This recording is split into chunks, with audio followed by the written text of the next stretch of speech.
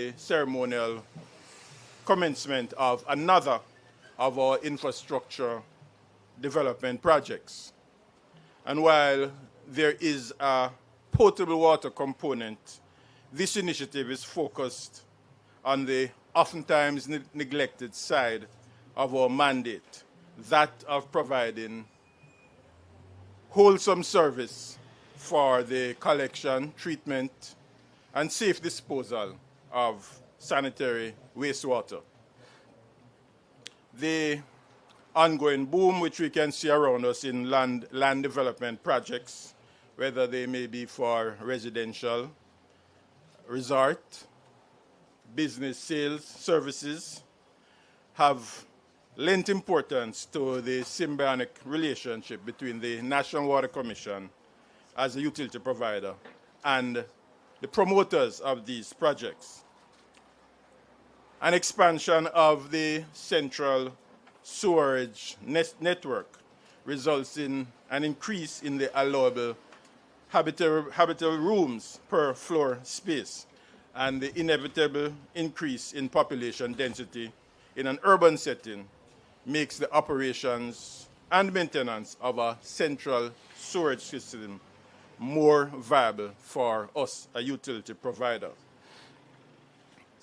However, despite what sounds like a win-win situation, there are still many hurdles which we have to cross in doing these works, in formulating, planning, developing, and implementing these works.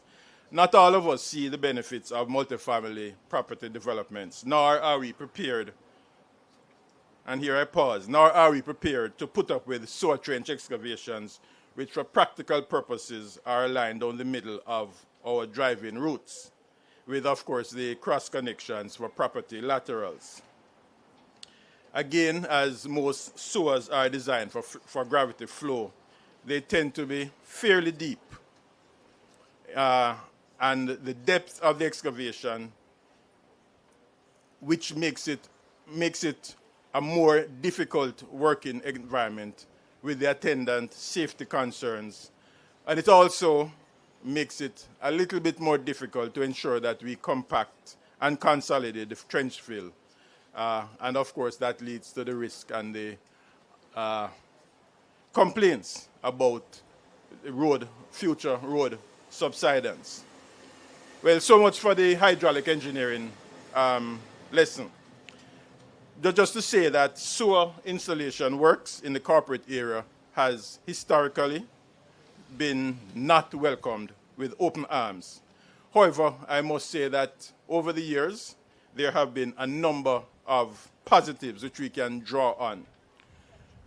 Of course, the most important one is the public imagery and the communication with our communities, the communication with our partners in the communities. The NWC over the years has allocated substantial resources to address any inverse impacts from these works. And while there are still a few complaints from particularly a very vigilant community located to our east, we have established very close working relationships with those communities, as the Member of Parliament for Mona Heights will attest to. And the acceptance of the mutual benefit between ourselves and the communities and the degree of responsiveness from the National Water Commission has vastly improved. Works we carry out directly with specific land developers, emanating from an assessment of the water and wastewater service application process, and in line with the government of Jamaica's, not DOGE, but Efficiency, Innovation and Digital Transformation Initiative, we have defined an improvement plan for the land development application process.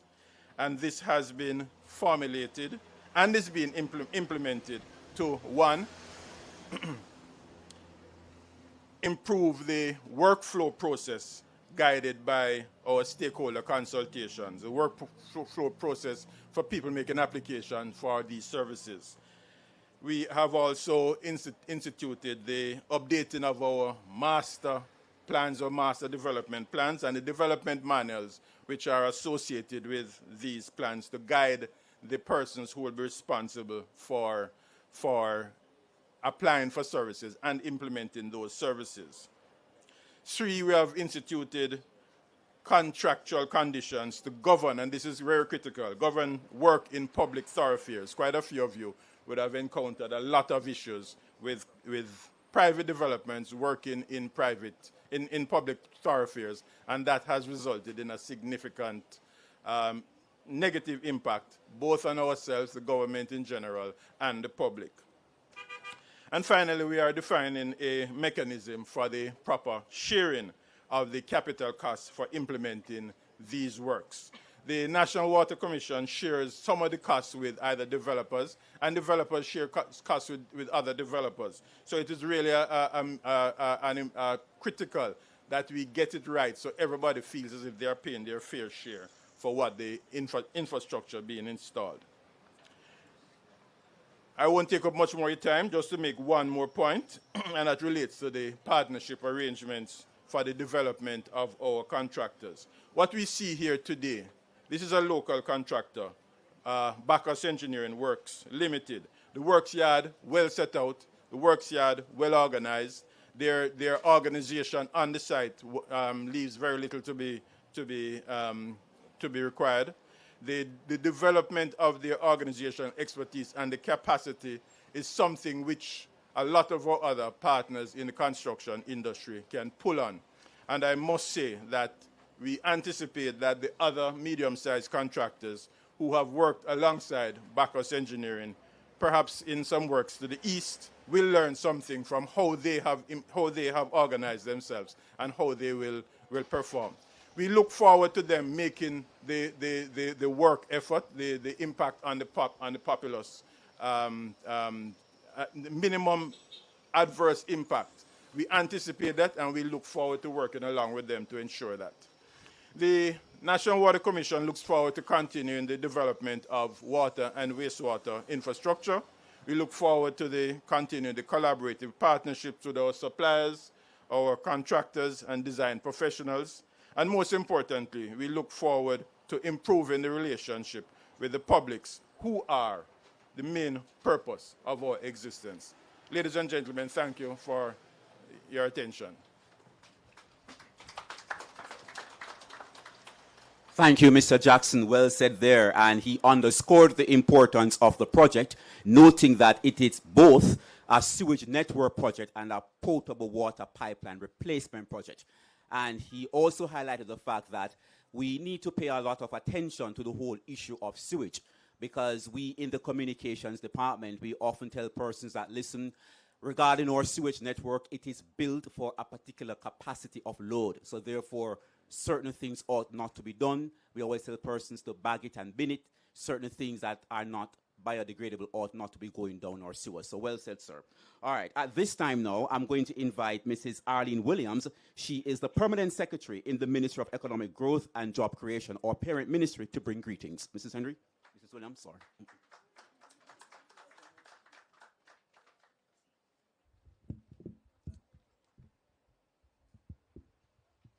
I'm short, so I have to adjust this.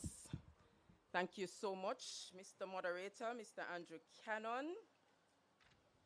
I know protocol has been established, but just allow me to recognize Dr. the Most Honorable Andrew Holness, Prime Minister, Honorable Matthew Samuda, Honorable Favour Williams, in her capacity of Member of Parliament for St. Andrew Eastern, but you do know she's the Minister of Finance, Mr. Julian Robinson, MP St. Andrews South Eastern, other senior members here from the National Water Commission, as well as their board members, staff in the Ministry of Economic Growth and Job Creation and the Office of the Prime Minister, as well as those staff members from the National Water Commission, members of the media and the security forces, specially invited guests, ladies and gentlemen all.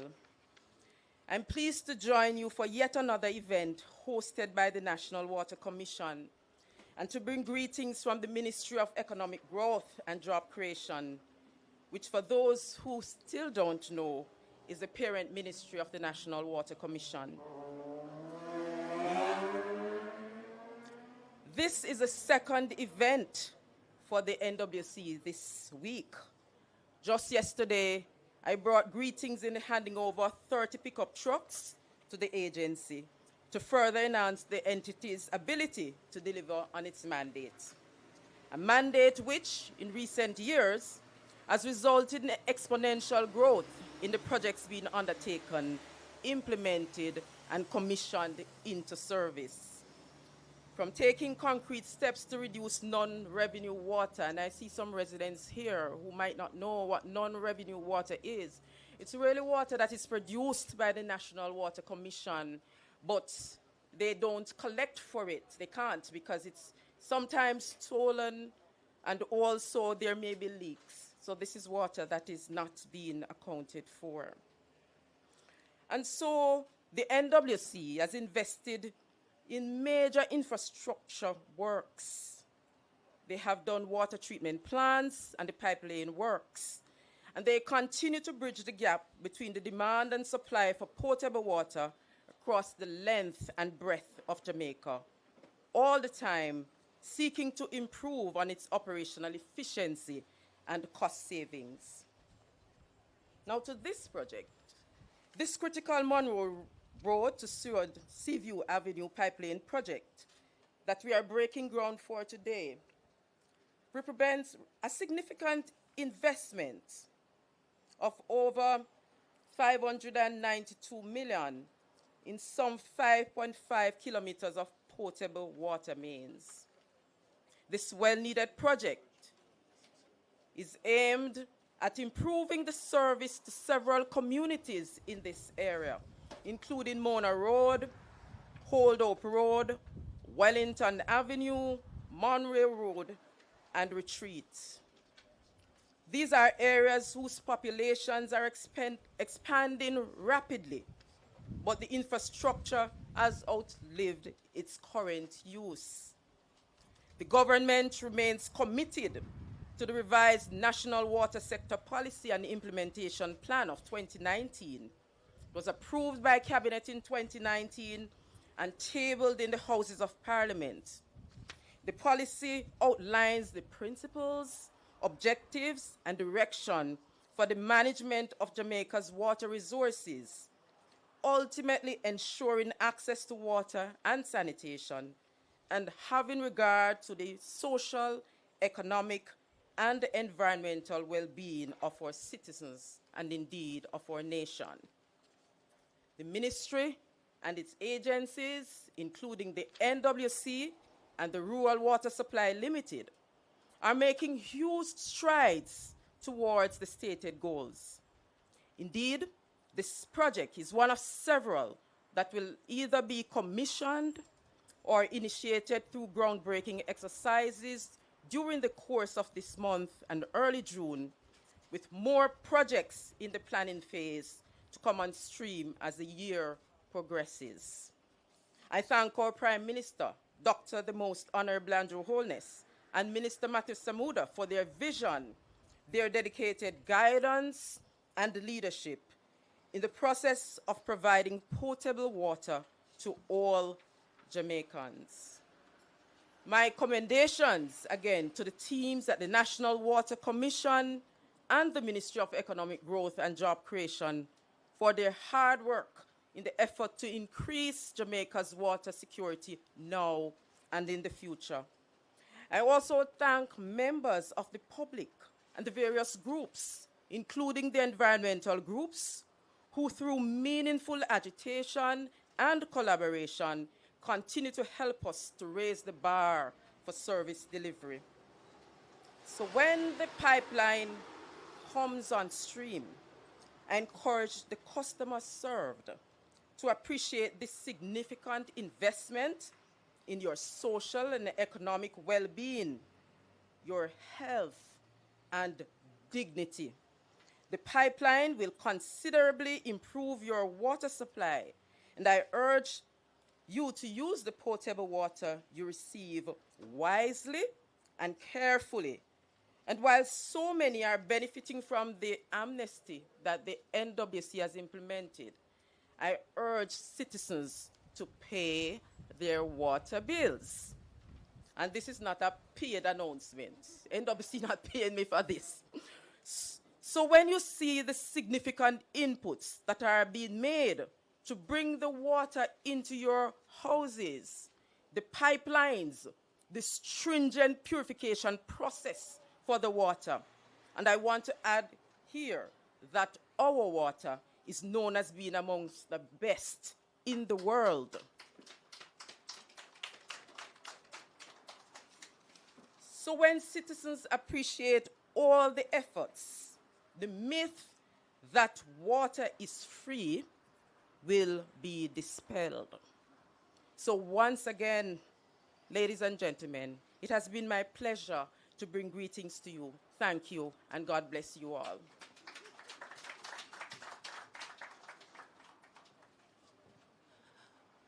Thank you, Mrs. Williams. Thank you. I want to repeat some of the things you said. Yes, pay the bills on time and in full. That was music to my ears. Thank you. All right. And of course, you highlighted the numerous beneficiaries of the project: residents of Old Hope Road, Retreat Avenue, Seymour Avenue, New Kingston, Seaview Avenue, Mona Road, Wellington Avenue, and Munroe Road. Thank you so much. At this time, to bring greetings, I'd like to invite the Member of Parliament for St. Andrews Southeastern, Mr. Julian Robinson.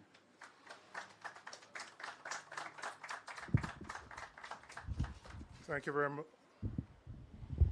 Thank you very much, Andrew. Let me acknowledge the presence of the Prime Minister, the Most Honorable Andrew Holness, Minister of Finance and Member of Parliament, Favour Williams, Minister without Portfolio, Matthew Samuda, see Councillors Jesse James Clark and Justice Gary Gordon, the staff of the NWC and the residents who are here.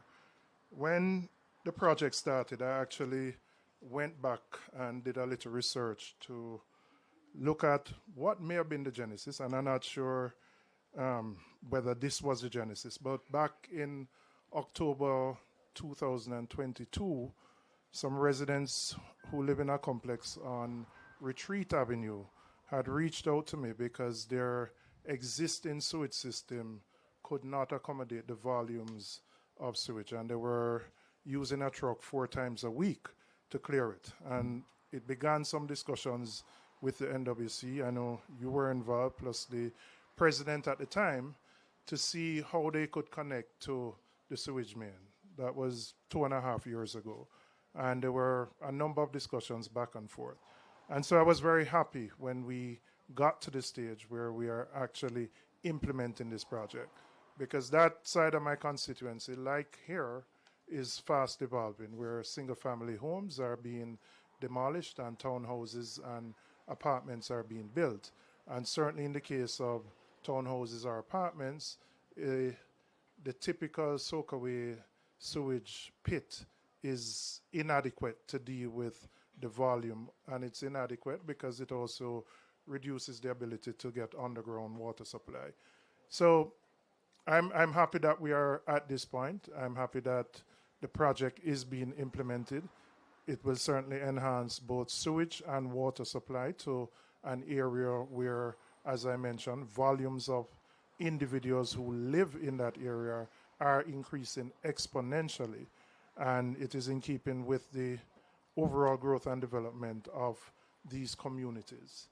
So I reached out to the project manager, a small issue, just, the nuisance of construction and dust and trying to manage that process, which we have to. It's been managed, but we could do a little bit better there. And also, PM, just to say to you, for the residents of that part of my community, to remind me of the commitment to meet with them, relay the Musgrave and that expansion of that roadway. But commendations to NWC on this initiative, and we hope it can be completed quickly. You're moving on to Old Hope Road now, which is going to be the most challenging in terms of the traffic, but we have managed fairly well so far, and we hope we can reduce as best as possible the inconvenience for something which has long-term value and benefit to the majority of the Jamaican people. Thank you very much.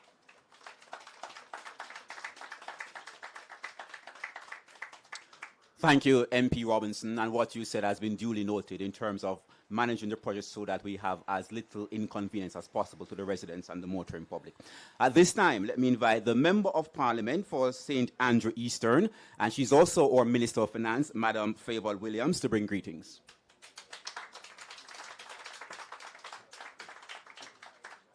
Thank you, Mr. Moderator. Good afternoon, everyone.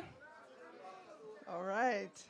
Let me acknowledge our Prime Minister, the Most Honorable Andrew Holness, Minister with our portfolio in the Ministry of Economic Growth and Job Creation, the Honorable Matthew Samuda.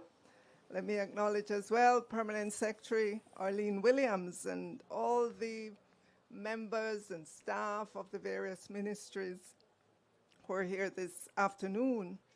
Member of Parliament for St. Andrew Southeastern, Mr. Julian Robinson, and I do have my councillor here with me this afternoon, Gary Gordon, and I understand Julian has his own councillor here as well. Let me acknowledge the residents of St. Andrew Eastern. Ladies and gentlemen all, good afternoon. Happy Wednesday. It is always good to welcome persons to the great constituency of St. Andrew Eastern, and even better to do so on occasions that showcase this administration's firm commitment to infrastructure development. In this case, we're looking at pipeline infrastructure, water and sewage, which is so important given the growth that we are witnessing in St. Andrew Eastern.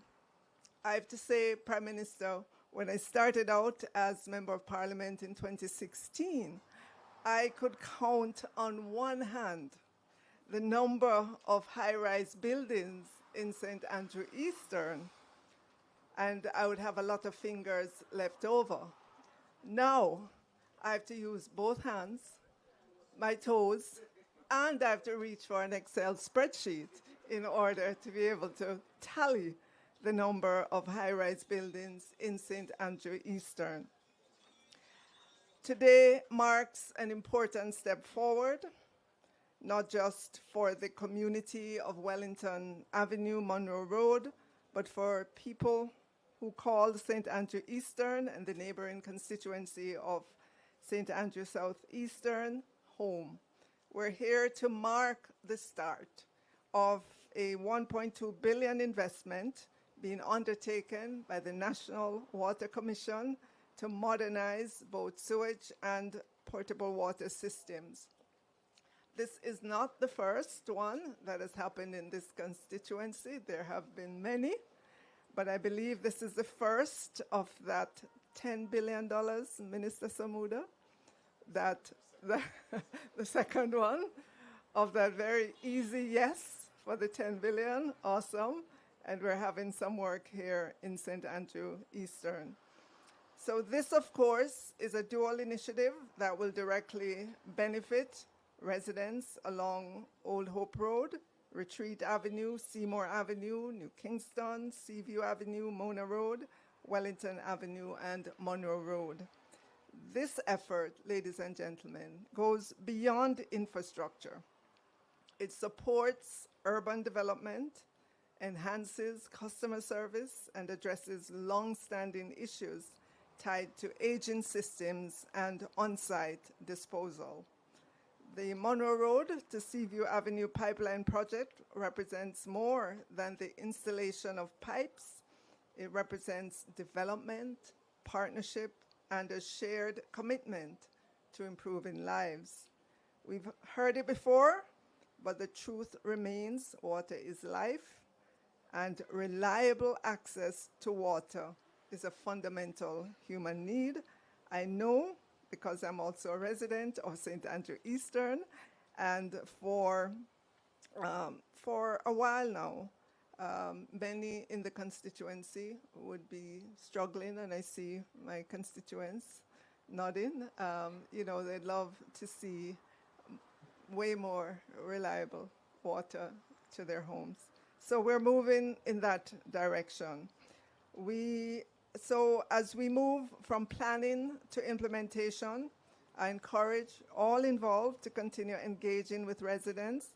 Be sure to keep us all informed and work assiduously to minimize disruption wherever possible. And I know that in the past, NWA, the contractors have been very good meeting with residents in the communities, in giving them information, timelines, in ensuring that a water truck passes by and does some, sprinkling of the ground to reduce the dust nuisance. So we've worked together several times already with NWC to ensure that these projects happen, but also that while they're happening, that the residents as well feel good about it. To the residents in all the areas, as the Minister of Finance and the Public Service, I remain committed to securing the kinds of investments and developments that will uplift all across all constituencies.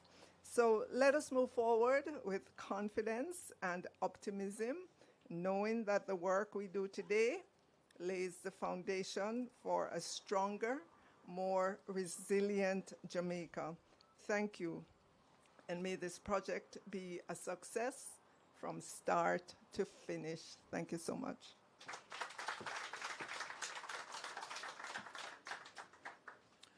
Thank you, MP Williams, and duly noted. And while you were speaking, I was taking notes, and you know how to reach the NWC communication team.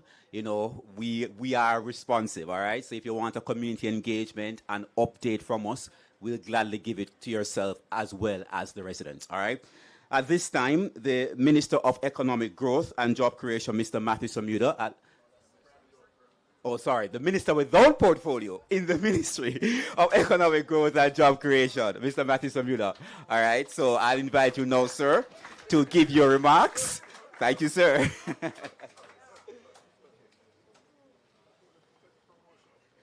And I responded, celebration before crucifixion.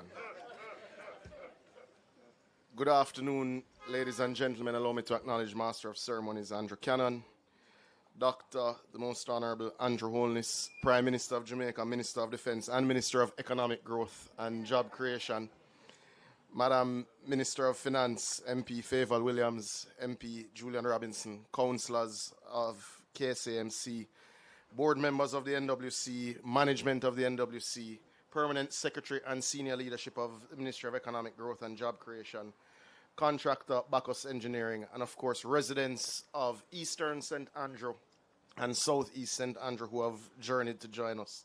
We welcome you this afternoon to this very important commissioning. I took a glance, Prime Minister, at the list. We have now ticked 3 out of the list of 24. And time is getting more difficult to find, Prime Minister, so we'll start with an appeal, because I know your office is listening, that we do need some dates and some time in your calendar, Prime Minister, because I know you're in Castleton on Friday, and we are at the Rio Cobre project on Tuesday, and then on Wednesday we move to breaking ground on the largest infrastructure in water project that we will be undertaking, the Northwestern project. And then the following week, Prime Minister, you are on Washington Boulevard, and you are also doing ferry to Rock Pond.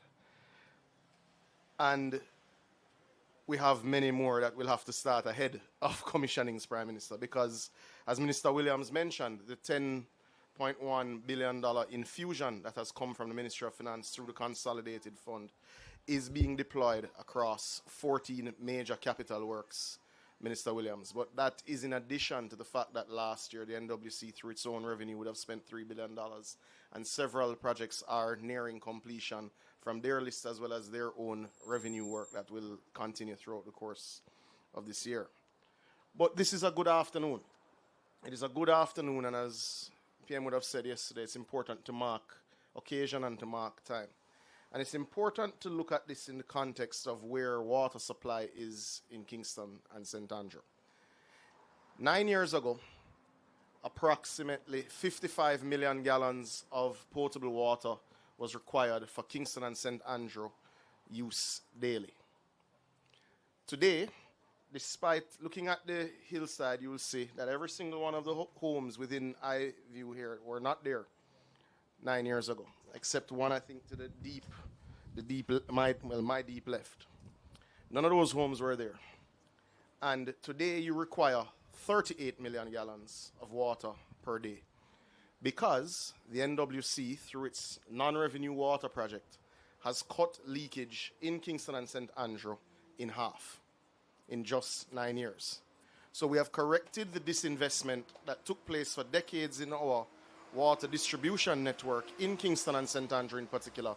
And in doing so, despite unlocking significant development both for commercial projects and indeed significant expansion of the housing stock in Kingston and St. Andrew, you need less water today than you did 9 years ago. And that is a major achievement for the management of the National Water Commission. It's a major achievement for the Ministry of Economic Growth and Job Creation. It's a major achievement for your government, but it's a major accomplishment that citizens should understand that today, not to come, not may come, but today you are more water resilient in Kingston and St. Andrew than you were 9 years ago. Now, that doesn't mean we're finished. Today, we commence or formally acknowledge the commencement of further investment in potable water of approximately $592 million and approximately $620 million of sewering exercise within this particular block. But what does that mean? It means improved service delivery to those who live here today.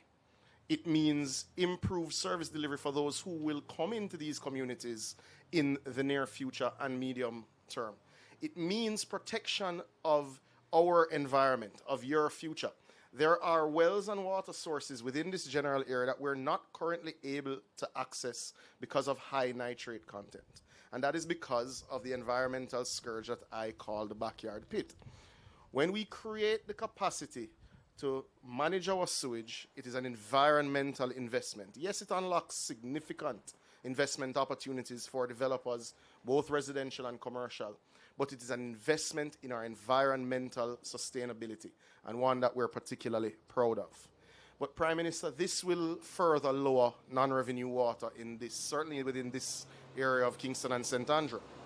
But in 2 weeks, I believe it's on the 29th or the 30th, we will also be mobilizing and commencing construction on the Ferry to Rock Pond line.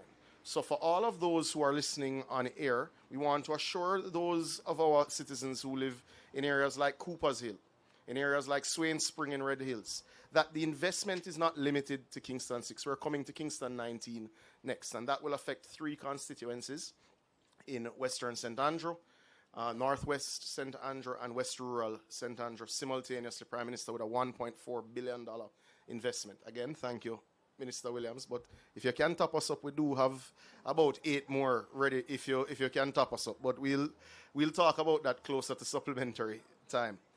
But we are investing in the water resilience of Jamaica. We're investing in continued reduction in NRW. Kingston and St. Andrew is on track to be water resilient within 3 years. Don't all clap at once, but I have framed this timeline because of a particular investment which has now entered the construction phase at Content St. Catherine. That is the development of the Rio Cobre water treatment plant, which will pump 15.5 million gallons of water every single day into Portmore, into Spanish Town, into Kingston and St. Andrew. Now, what does that mean? It sounds like a lot of water. In 2022 February, Jamaica experienced its worst drought on record. And in that period, those areas mentioned were short 12 million gallons daily to be able to satisfy the daily needs Portmore, Kingston, and St. Andrew. So when you commence construction on a plant that will add 15 million gallons daily to a system where you're reducing leaks steadily and in a structured and consistent manner, you see that you're on the road to water resilience for Portmore, for Kingston and St. Andrew, and indeed for Spanish Town. But Minister of Finance, we do need a little more help just to close the gap. We're at about 38% non-revenue water in Kingston and St. Andrew and about 40% in Portmore. With so a little more capital works, we will be able to bring that within the standards of several boroughs in New York of about 20%, which that in line with increased water production capacity makes this area for just over 1 million Jamaican people water resilient, a major achievement of this administration, Prime Minister, and we thank you for your commitment to that cause. I was asked a question earlier on the interview that was done about, this is an investment in Kingston and St. Andrew, and you get the constant calls, well, what about rural Jamaica? What about low-income areas? I assure those listening and for those who've been paying attention, they can attest to the fact that we have water capital projects in every single parish. In every single parish taking place concurrently. Just as I mentioned, the Prime Minister will break ground on a water distribution line in Castleton Gardens in St. Mary on Friday. Next week we journey to the northwestern end of the island where we'll be breaking ground from Falmouth to Negril. These investments change the lives of all Jamaicans. They offer genuine opportunity for us to achieve Vision 2030 and indeed honor our obligations under the UN SDGs, but it also unlocks significant economic expansion. This is one of many to come, and this is the benefit of the dividend of good management of the NWC, of sound economic management, and it's a project we're proud of. I want to thank the contractor for the way in which he has conducted the project thus far. We look forward to that being maintained throughout the duration of this project, and we look forward to significantly more work because, Prime Minister, we have committed that Jamaicans will have water by 2030. That is in our Vision 2030 document. All Jamaicans will have potable water by 2030. We are moving at an unprecedented rate. It is not comparable with any period prior to your leadership, but we still have a way to go. So we'll be redoubling our efforts to ensure that we're able to develop projects, get them through the public infrastructure appraisal process faster than other areas of government, Minister, because we do want more of your capital budget than others do, because we have a 2030 target and we intend to achieve it. And that target is potable water in every household by 2030. Good afternoon, ladies and gentlemen.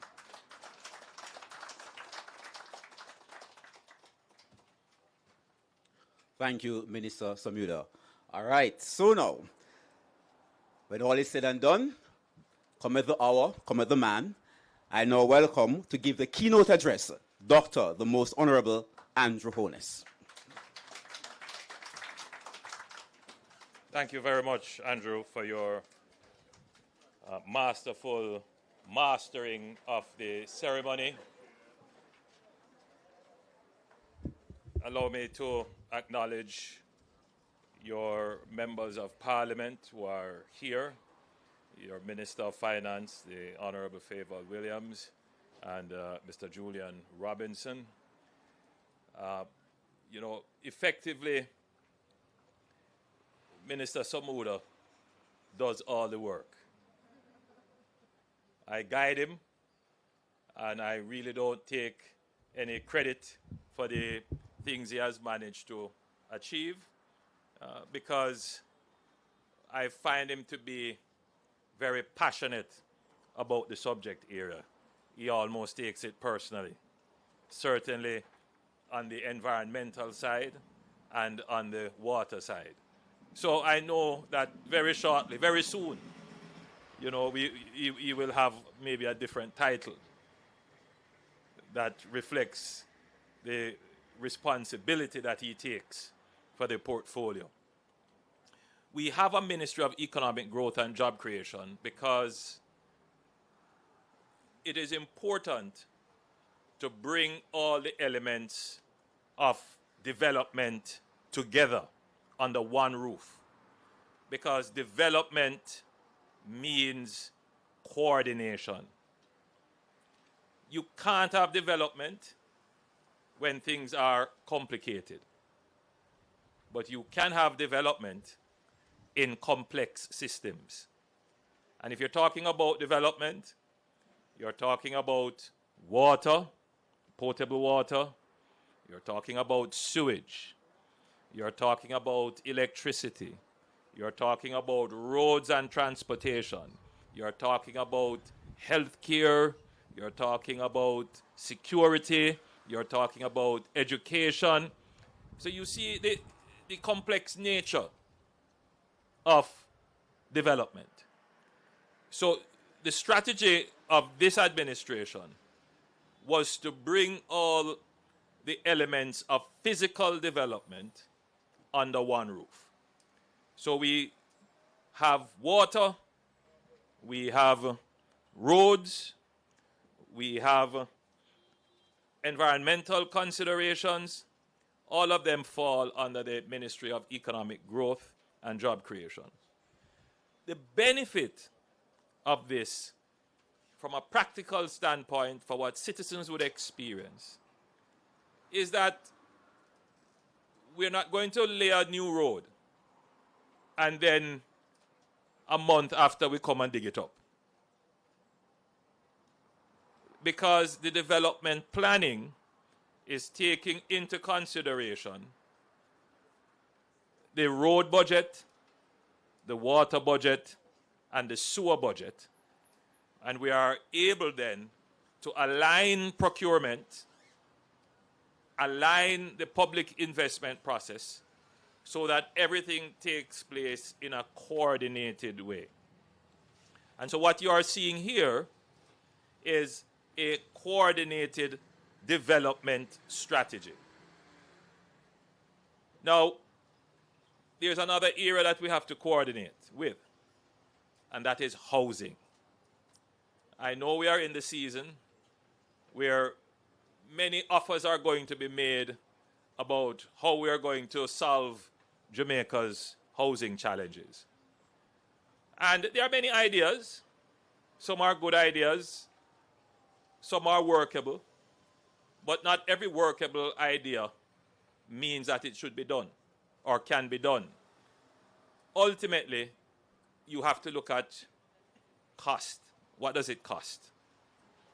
Can you afford it? And is there a better way to achieve the same results? But more than that, regardless of the differing ideas and proposals about housing, there are some things that you cannot escape, that you must do.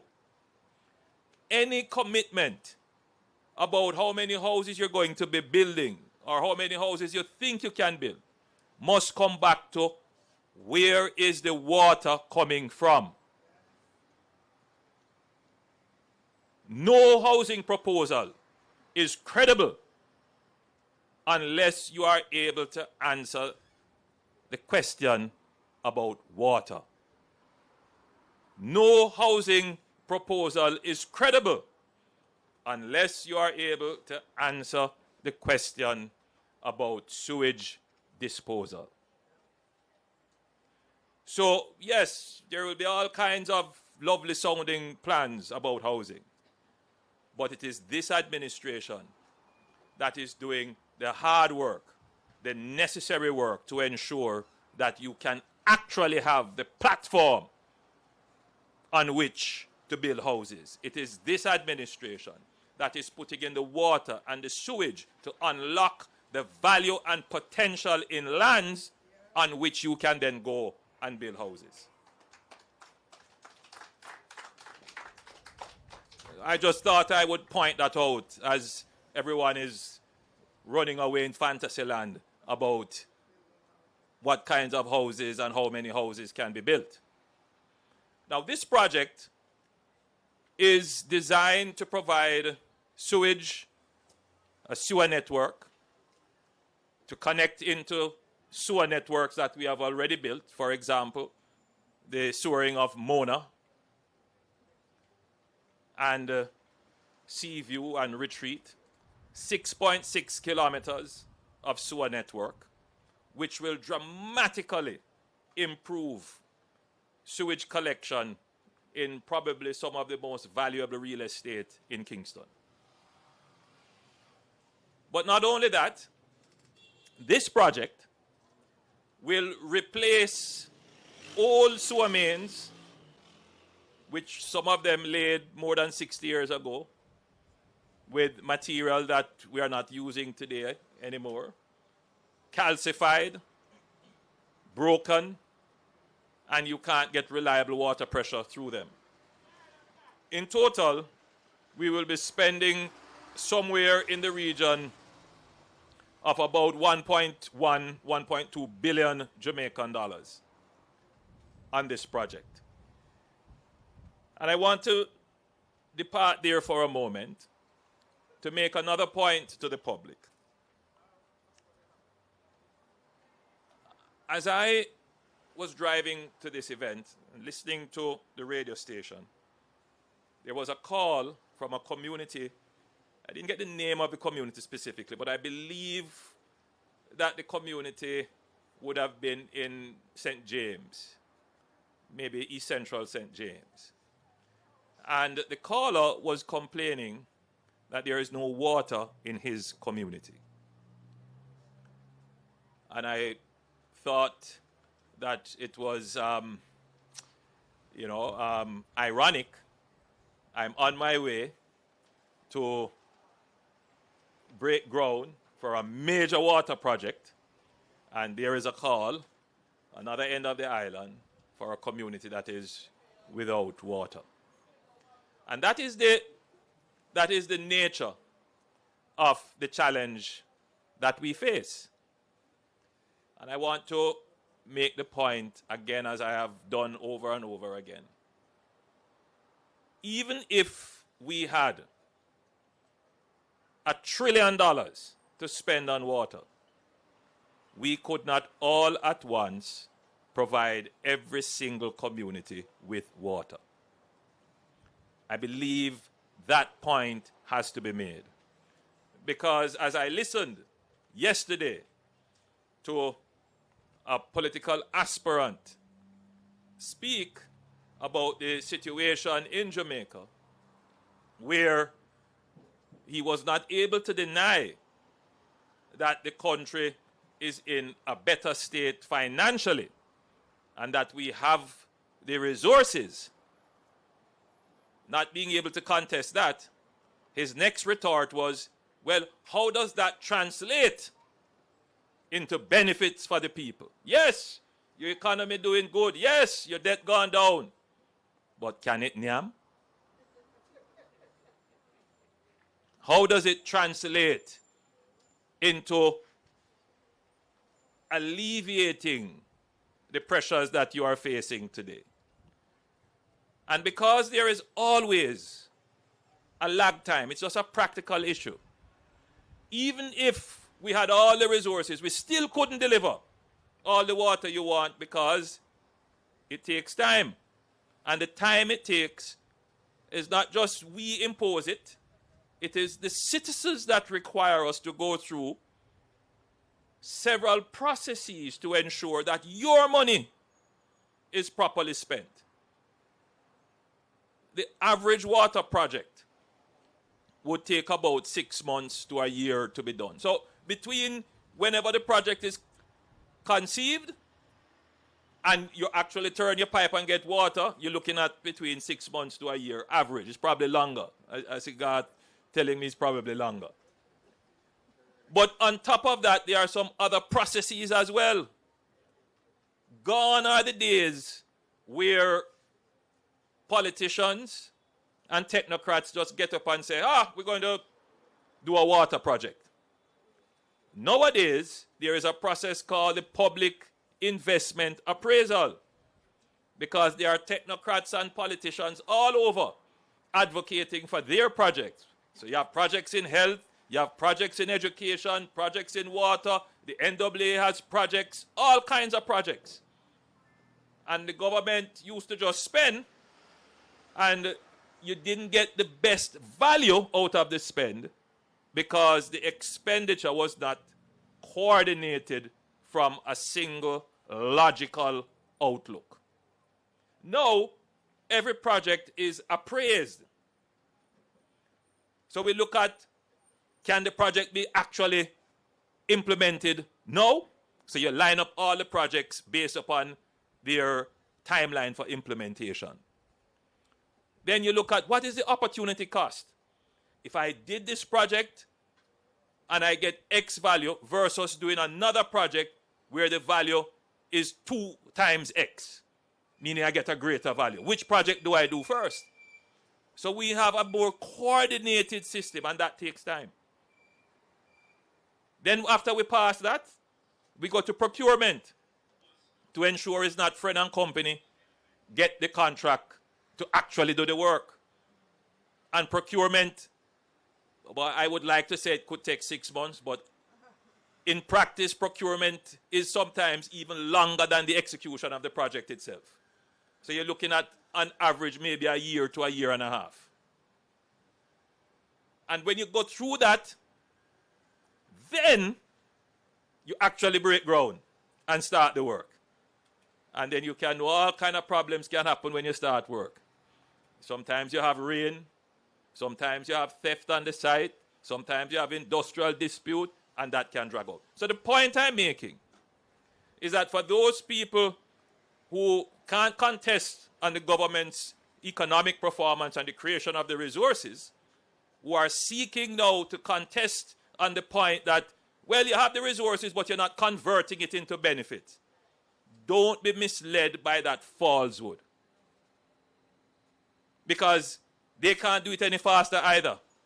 And worst of all, if they were there, they would have destroyed the revenues to actually create the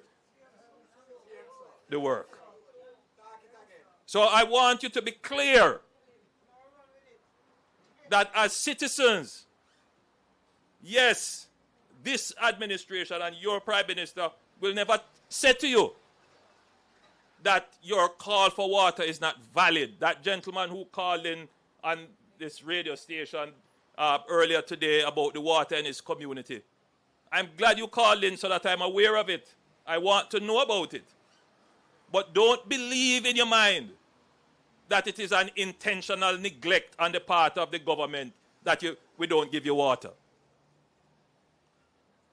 Your frustration with not having water in your pipe is valid. And I understand and I respect that frustration, and I'm going to do everything in my power to reach to you. But as a citizen, you also have a duty to understand that there is a process, and what you must take comfort in and what you must hold your government to account is, one, are you creating the revenues to be able to fix my problem? Because if there are no revenues, it is only a wish that your problem is going to be fixed. So once you see your economy is doing well, you go on 1 foot on the ladder of hope. Secondly, is there a process by which the revenues that is earned in the country will be properly spent? And if the answer to that in your mind is yes, which it is, then you go up one more step on the rung on the ladder of hope. And then the third thing, is there a program that is properly designed to deliver water? And I can tell you, yes, there is such a program. Yes. Every week, Minister Samuda or myself is out opening, commissioning, turning on. Because in the very constituency that this caller was complaining from, and I hear the call I'm going to, when I go back to my office with Minister Samuda, I'm going to look at it and see what we can do to accelerate the pace of delivery there. But in that very constituency in Rhine Park, just a few weeks before, we turned on a major water supply project which will help to improve water conditions in that general area. So my friends, there is hope. And very shortly, you may very well be seeing water in your community based upon the improvements that have been done to water supply in that area. But there is another challenge too, which citizens should be aware of as you contemplate who is best to deliver the services that you need. Water supply and water infrastructure requires consistent and regular investment. In our minds, we believe that once the sewer pipe is put down and once the water pipe is put down, that's it, it's there forever. And you will have water running forever. Indeed, I can understand why that may very well be the perception, because for several decades, having expanded our water supply systems and ran pipes, we did not have a systematic program of reinvesting in maintaining those pipes, in maintaining those sewer lines. And what has happened over many decades is that the infrastructure has aged. That's a big problem. Because for almost 4 decades of poor economic performance, we did not have the budgets to be consistently repairing and replacing water mains, sewer pipes, treatment systems, catchments, and so they deteriorated and they degraded just by the effluxion of time. But in addition to that, our population has grown. Standards and expectations have improved. And the systems that are aging simply cannot carry the demands that are on them.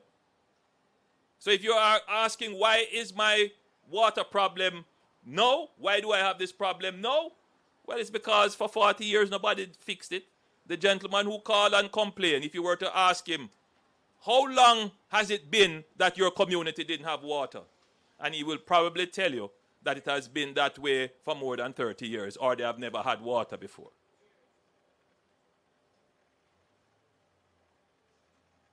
That's the reality. So this administration is the administration that is changing how things have been.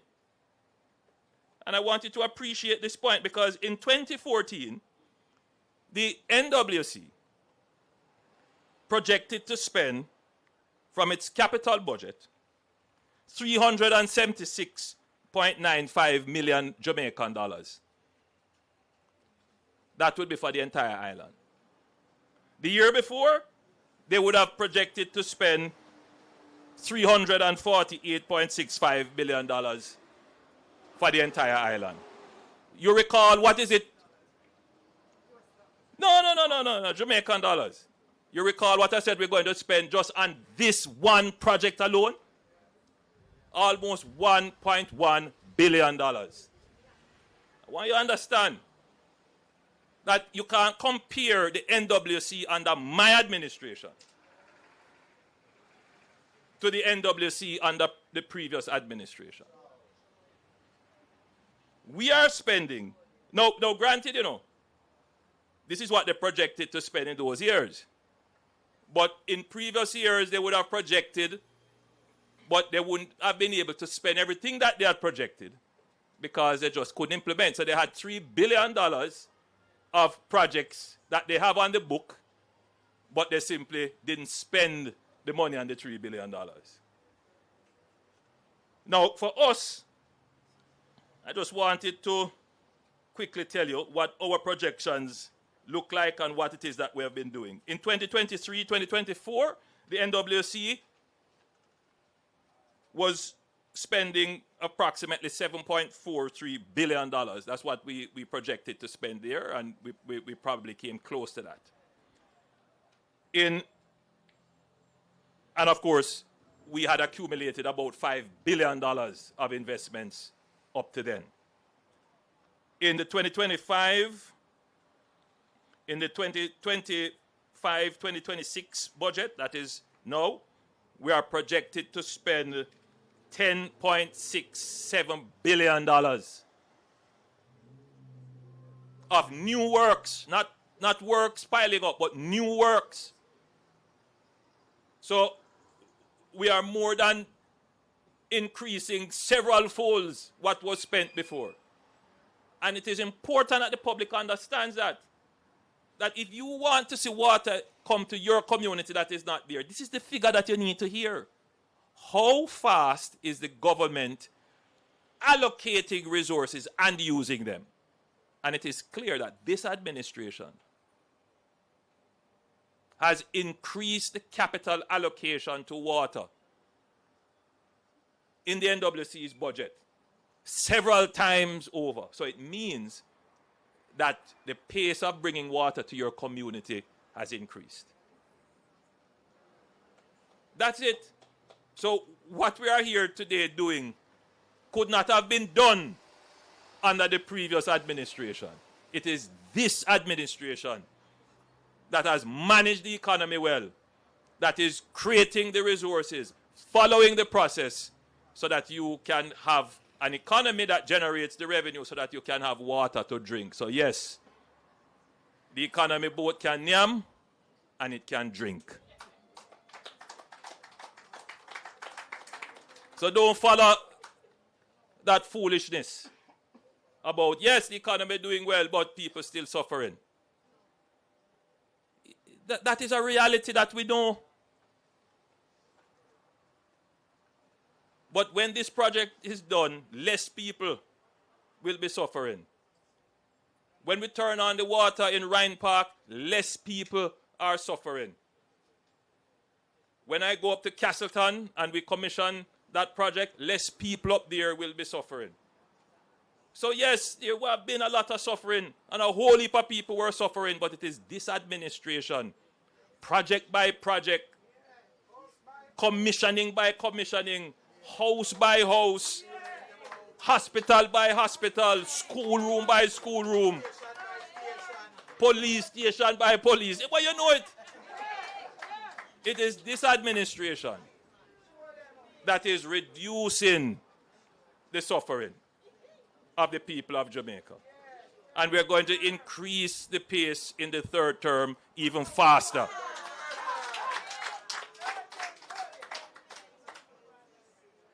So that is why in a few days' time, we will be doing the Western Resilience Pipeline Project, and that is the installation of a 29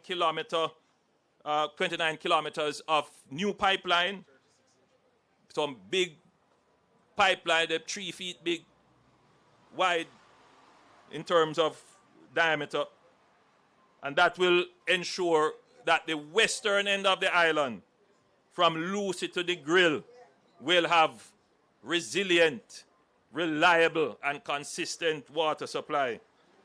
And well, when I say it's from Lucy, Falmouth, Montego Bay, all of those areas will benefit. We're doing the Washington Boulevard pipeline replacement. We're doing the ferry to Rock Pond upgrade. And we have started the long talked about, but just never been able to do it. This administration is doing. We are now doing the water project in Content, where we will be bringing water from the Rio Cobre, treated and then distributed to our network in St. Catherine and in Kingston. So a lot is happening in water, much more than has ever happened before. Yes, it will take some time to reach to every community, but this administration is increasing the pace. This administration has the program with the endurance. So I urge you, keep faith, keep hopeful.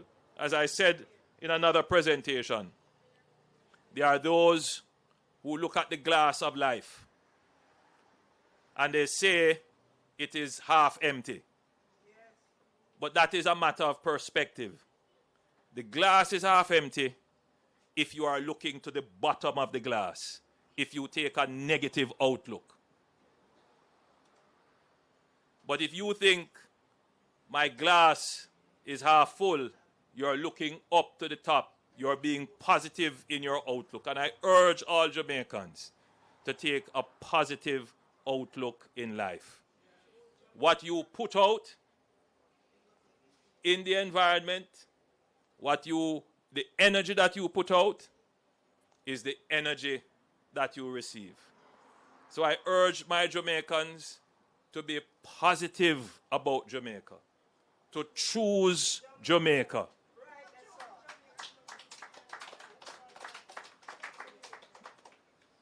This project will bring reliable water supply to the area. It will improve sewage disposal. It will protect our environment. It will create more opportunities for housing for our young people. It will create more jobs as a result. And indeed, it will increase the welfare of all Jamaicans. I thank you for listening, and God bless you. Choose Jamaica.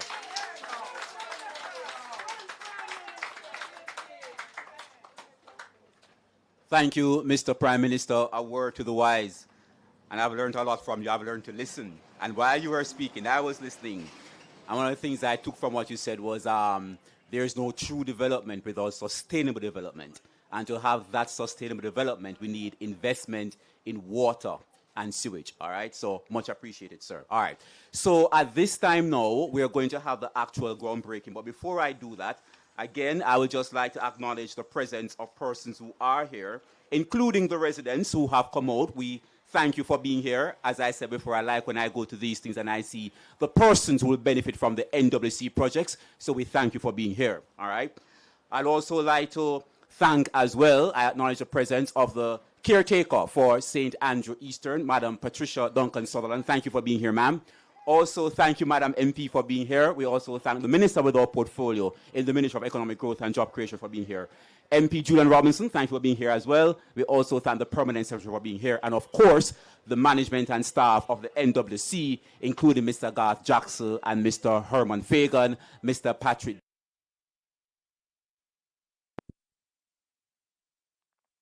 Be led by the Prime Minister. So, Mr. Prime Minister, if you could just step to my left here, and the Minister, Samuel, Ms. Favour Williams, Mr. Julian Robinson, Mr. Garth Jackson, Mr. Herman Fagan, and of course Mr. Bacchus as well. All right. So they will be leading the charge over there for the actual groundbreaking ceremony. All right. So as the groundbreaking ceremony takes place, come here, sir. Yes, how many?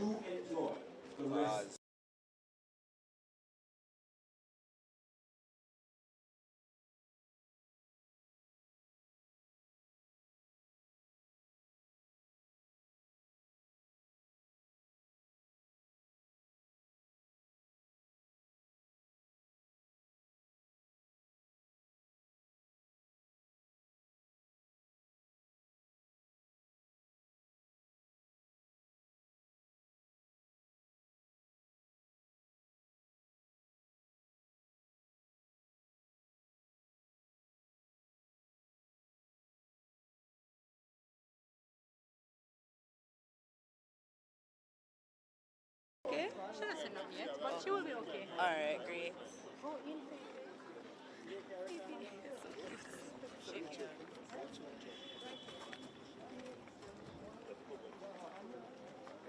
Do you want me to take pictures alone or shot?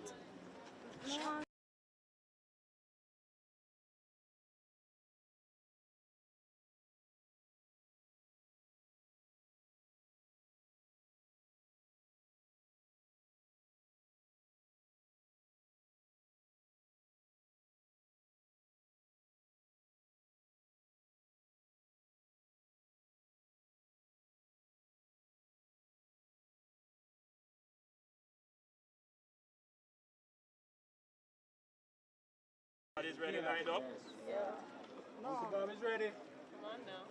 Gotta be ready. Everybody's lined up? Yes, sir.